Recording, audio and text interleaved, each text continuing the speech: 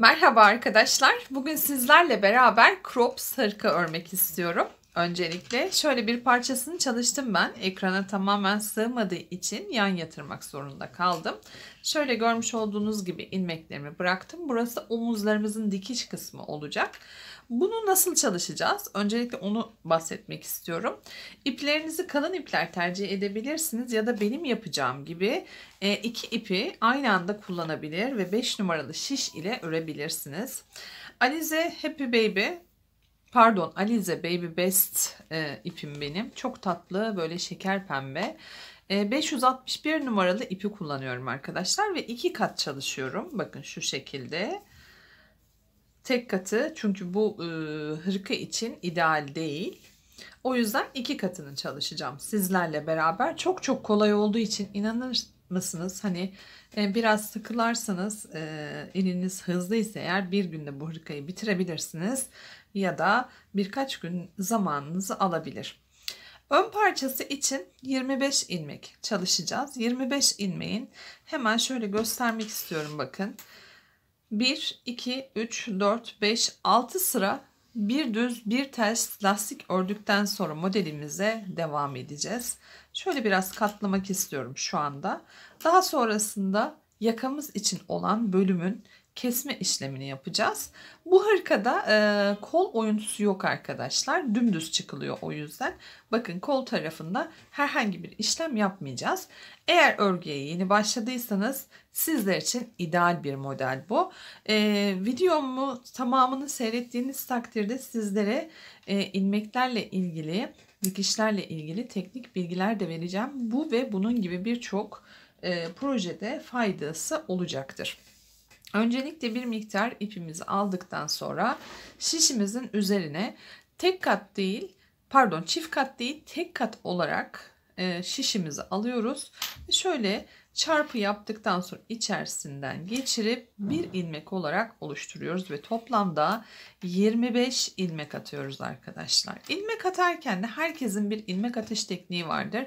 Baş parmağım ve işaret parmağımı kullanarak şu şekilde tutuyorum ve şu şekilde bir üstten alıp alttan geçiriyorum arkadaşlar. Bakın, oldukça seri bir şekilde bunu yapabiliyorsunuz. Eğer yapamazsanız ne yapabilirsiniz? Tığ ile de başlangıçlar var. Onu da hemen kısaca göstermek istiyorum sizlere. Olan başlangıcınızda da şişinizle doğru orantılı bir tığ seçebilirsiniz. Benim kullandığım şişim 5 numara.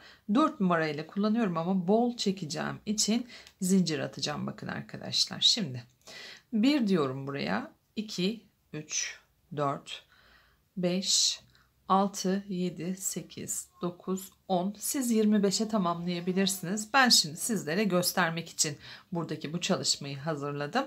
İlk ilmeğimiz burada duruyor. Daha sonra her bir zincirimizin üzerinden ilmek çekiyoruz. Bakın. Tığlarınızı özellikle sapsız tercih ederseniz bu tarz başlangıçlarda çok daha faydalı olacaktır.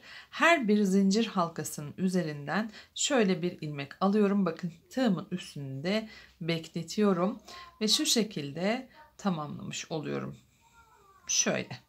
Daha sonrasından ne yapabilirsiniz? Şişinizin üzerine aktarmak çok kolay oluyor ve böylelikle ilk sıranızı tamamlamış olursunuz arkadaşlar. Şöyle geçireceğim ve şişimin üstünde bakın ilk sıram hazır olmuş olacak. Bu da ayrı bir teknik olarak aklınızda bulunsun.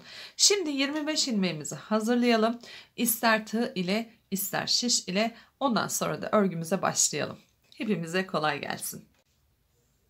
Görmüş olduğunuz gibi 25 ilmeğimizi hazırladıktan sonra ilk ilmeğimizi örmeden alıyoruz. Daha sonrasındaki ikinci ilmeğimizi ters örgü öreceğimiz için ipimizin yönünü değiştiriyoruz. Bir ters, bir düz örgü olarak lastik çalışmamıza başlıyoruz. Bu bizim lastik örgümüzün birinci sırası arkadaşlar.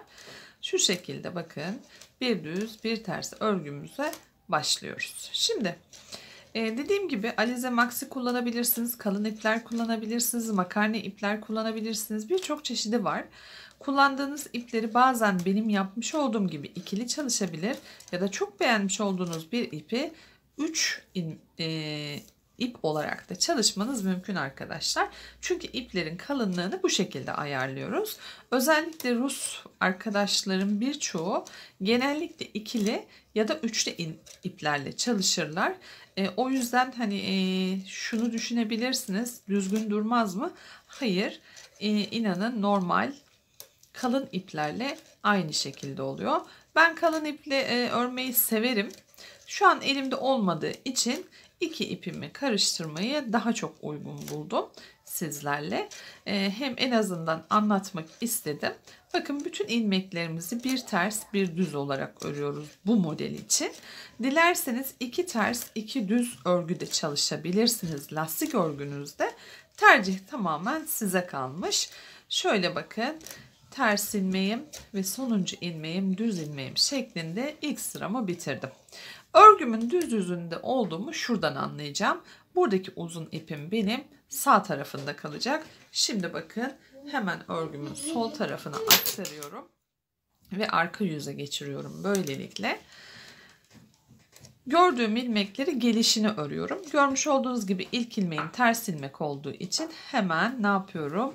Ters ilmek olarak aldıktan sonra ipimin yönünü düzeltiyorum ve hemen düz ilmeğimle örgüme devam ediyorum. Bir ters bir düz örgümüze devam edip böylelikle lastik sıramızı bitiriyoruz. Kaç sıra çalışacaktık? Hemen tekrardan göstermek istiyorum bakın sizlere. Şöyle tuttuğunuz zaman zaten şurası başlangıç bölümümüz. 1, 2, 3, 4, 5, 6 sıra ne yapacağız? Lastik çalışmamızı tamamlayacağız ve tekrardan şu bölümde sizlerle buluşacağız. Evet arkadaşlar, görmüş olduğunuz gibi hemen şöyle ön yüzdeyiz gene. Hemen saymak istiyorum. 1, 2, 3, 4, 5, 6 adet ters örgülerden saydığımız takdirde lastiğimizi oluşturduğumuzu görmüş oluyoruz. Şimdi buradaki işlemimiz aslında ön yüzde pardon, bütün ilmeklerimizi düz örgü şeklinde örmek. Her zamanki gibi yapmış olduğumuz şey ilk ilmeğimizi örmeden almak ve diğer bütün ilmeklerimizi düz örgü şeklinde örmek. Bu sırayı ördükten sonra bir sırada ters örgünün nasıl örüldüğünü göstereceğim sizlere. Bu arada bakın şişim ve ipim hep karşı tarafı gösteriyor. Şu şekilde devam ediyoruz. Arka sırada ise ters örgüye başlayacağız. Bu şekilde devam edeceğiz. Kaç sıra? Hemen sizlerle beraber onu da saymak istiyorum ama öncesinde zaten ilmek sayımız çok az olduğu için 25 ilmeği sizlerle beraber rahatlıkla örelim. Şurada birkaç ilmeğimiz kaldı. Onun da hemen devamını getirelim. Oldukça kolay. Neden? Şişlerimiz kalın, ipimiz kalın. Ne oluyor böylelikle? Örmüş olduğumuz sıra miktarı azalmış oluyor. O yüzden çok rahat bir şekilde ister kendinize, ister çocuğunuza, isterseniz anne kız kombinleri yaparak bu örgüyü rahatlıkla kullanabilirsiniz. Şimdi arka yüze geçiyorum hızlı bir şekilde. Arka yüzde de gene yapacağım işlem bakın. Ters ilmeklerimiz bir sırası oluştu. Hemen ilk ilmeğimi örmeden alıyorum ve daha sonraki bütün ilmeklerim ve ipim benden tarafta olacak şekilde örgüme devam ediyorum. Şu şekilde birkaç ilmek daha gösterdikten sonra hemen hazırlamış olduğum diğer kanadın parçasına geçeceğiz ki onun üstünde konuşacağız biraz sizinle. Nedenine gelince sol taraf benim çalışmış olduğum, şimdiki çalıştığım alanda sağ taraf arkadaşlar. Sizler dilerseniz ikisini aynı anda 25 ilmek şeklinde atabilir ve her iki ön parçayı beraberce örebilirsiniz. Bu da bir seçenek. Ben sizlere daha net ve daha çabuk ulaştırabilmek adına öncesinde dün akşam bir başlangıç yaptım ve şimdi de ikinci sırayı sizinle beraber örmek istiyorum ve böylelikle ön sıramıza geçtik. Gene düz örgü şeklinde devam edeceğiz. Bakın hemen zaten oluşmaya başlıyor. Misinalı şiş kullanmamdaki amaç gerçekten rahat olduğu için sizler dilerseniz misinalı şiş, dilerseniz normal şiş kullanabilirsiniz. Şimdi ön kısmındaki bakın sol tarafa doğru yatan bölüm çalıştım ben. Sizlerle beraber de sağ tarafı yani örgümüzün aslında solu ve sağı şeklinde olacak. Çünkü ayna görüntüsü. Demin yanlış telaffuz ettim. Kusura bakmayın.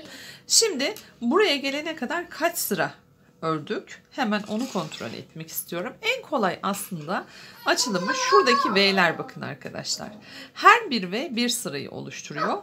1, 2, 3, 4, 5, 6, 7, 8, 9, 10, 11, 12, 13, 14, 15, 16, 17, 18, 19, 20 sırayı örüp tekrardan sizlerle şuranın çalışmasını yapmak için bir araya geleceğiz. Hemen ben 20 sıramı örüyorum ve sizlerin yanına geliyorum. Evet arkadaşlar, örmüş olduğumuz parçayı daha önceki örmüş olduğum parçanın üstüne koydum. Şöyle göstermek istiyorum, bakın. Artık kesim bölümüne geldik. Şimdi öncelikle şunu göstermek istiyorum sizlere. Bu türlü kesimi yapacaksanız, yani örgünüzün sağ tarafının kesimini yapacaksanız hemen orayı göstereceğim ama daha sonrasında sökeceğim arkadaşlar. Sağ tarafını yapacak arkadaşlar ilk önce ne yapacaklar? İlk ilmeklerini örmeden alacaklar. Daha sonra ikinci ve üçüncü ilmeği şu şekilde birlikte örüp tek ilmek şeklinde kesecekler. Bakın şu şekilde ne yapacak? Sağa yatmış olacak. Şimdi ben burayı tabii ki sökmem gerekiyor. Şurayı hemen. Ve şimdi örgümün aslında sol tarafını öreceğim için, yani şu taraftan kesme işlemine başlayacağım için ön yüzdeyim. İlk ilmeğimi örmeden aldıktan sonra örgümü örmeye devam ediyorum. Nereye kadar? Son 3 ilmek kalana kadar. Son 3 ilmek olunca örgümüzün kesme işlemini yapacağız. Dediğim gibi örgünüzün sağ tarafını çalışacaksanız, sol tarafını çalışacaksanız o zaman buradan kesme yapacaksınız. Buradaki 3 ilmekle işimiz olacak. Sol tarafı çalıştığımız için ne yapacağız? Sağ tarafı çalıştığımız için şimdi hemen örgümüzün son 3 ilmeğini gidiyoruz sizlerle beraber. Şu şekilde. Şimdiki. Eğer ilmeklerinizi benim gibi alıyorsanız sorununuz yok zaten. Hemen şöyle göstereceğim. Bakın. Şimdi bazı arkadaşların ilmekleri normalde şu şekilde geliyor. Şu şekilde görebiliyorsunuz değil mi? Ama benim örgümün ilmeklerine alış yönünden dolayı ne yapıyor? Şu şekilde çapraz geliyor arkadaşlar. O yüzden ne yapıyorum? Önce örgümün yönünü değiştiriyorum. Siz de buraya dikkat edin. Şu şekilde düz gelmesinde fayda var. Ondan sonra şu şekilde ikisini birlikte alıp kestiğim takdirde örgüm ne yapacak? Bu tarafa yatmış olacak. Son ilmeği de zaten normal bir şekilde öreceğim. Şimdi tekrardan örgümün arka yüzündeyim. Arka yüzünde herhangi bir işlem yapmama gerek yok. Çünkü bütün ilmeklerim zaten ters örgü şeklinde gelecek. Bu işlemi biz nereye kadar yapacağız?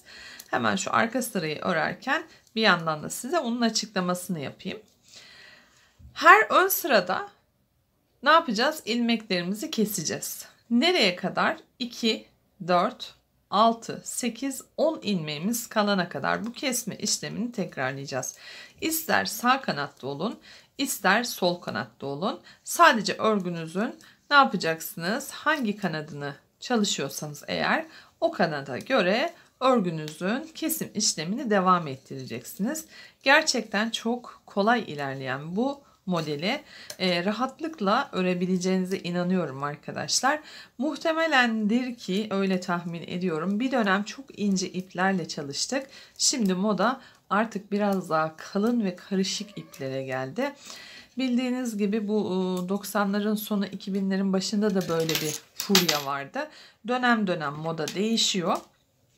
O yüzden muhtemelen kalın iplere doğru yolumuz gidiyor. Bakın şu şekilde şöyle yan yana getirdiğim zaman bu taraftakiler şuradan, yani örgümün başlangıcından, burayı keserken de örgümün düz yüzünden en sonundaki 3 ilmekle devam edeceğiz. Dilerseniz bir sıra daha çalışalım ve bir sırayı daha sizlere göstereyim. Zaten örgü çok kolay. İlmek sayısı da az. Özellikle kesim noktalarına geldiğiniz zaman çok daha az ilmekle çalışacağınız için pıtır pıtır bitecek. Şimdi ön yüzleri tamamladık. Arka yüzde ne yapacağız? Arka yüzde de yapacağımız işlem arkadaşlar, bildiğiniz gibi ön kanatları 25 ilmek üstünden çalışmıştık biz. Arka kanadı da 50 ilmek üstünden çalışacağız arkadaşlar. Çünkü sağ ve solun toplamı 50 adet. Biliyorsunuz kenarlarına daha lastiğimiz gelmedi ama sağın ve solun lastikleri birbirinin üstüne denk geleceği için ve arkadan ön bedenin biraz daha büyük olacağı için 25-25 50 ilmek arka için yeterli olacak. Tekrar örgümün son tarafındayım. İlmeğimin yönünü değiştiriyorum. İkisini birlikte örüyorum. Son ilmeğimi de örüp devam ediyorum. Nereye kadar? Son 10 ilmeğim kalana kadar. Evet arkadaşlar, örgümüzün sağ ve sol kanatları bitmiş oldu böylelikle. Şöyle göstermek istiyorum. İkisinin de bakın isterseniz herhangi bir ipe takın, isterseniz benim yapmış olduğum gibi şöyle bir şişlere takıp beklemeye alın. Şimdi 50 ilmek olarak tekrardan başlayacağız. Arka sırasını örmek için. Arka sırasında hiçbir işlem yapmadan ta ki enseye kadar dümdüz örmenizi istiyorum sizlerden. Daha sonra ensenin hafif bir oyuntusunu beraber çalışacağız.